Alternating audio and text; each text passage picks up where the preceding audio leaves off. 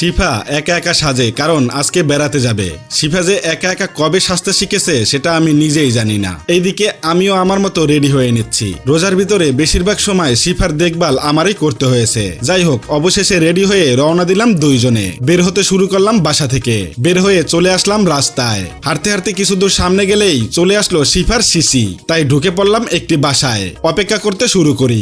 অবশেষে শিফা বের হতেই যেতে শুরু করলাম রাস্তার দিকে। আর রাস্তায় আসতেই দেখা হয়ে গেল একটি ফলোয়ারের সাথে, যে কিনা ভাড়ায় মোটরসাইকেল চালায়। তাই তার মোটরসাইকেল দিয়েই রওনা দিলাম মিরপুর 14 নম্বরের দিকে। অবশেষে চলে আসলাম মিরপুর 14 নম্বর ক্যান্টনমেন্ট। একটি তরমুজ কিনে হেঁটে হেঁটে যেতে শুরু করলাম ছোট খালার বাসার দিকে। তরমুজটা বেশ ভারী ছিল। এইদিকে দেখা হয়ে গেল শিফার বড় ফুপির সাথে। শিফা আর শিফার বড় ফুপি হেঁটে যাচ্ছে সামনে সামনে। অলরেডি চলে আসলাম গন্তব্যে। ঢুকতে শুরু করলাম বাসার ভিতরে। ঢুকেই দেখি দাওয়াতি লোক সবাই বাসায় হাজির। এইদিকে ফাহিম ভাইও হাজির। দাওয়াত খেতে খেতে ফাহিম ভাই বেশ মোটা হয়ে যাচ্ছে।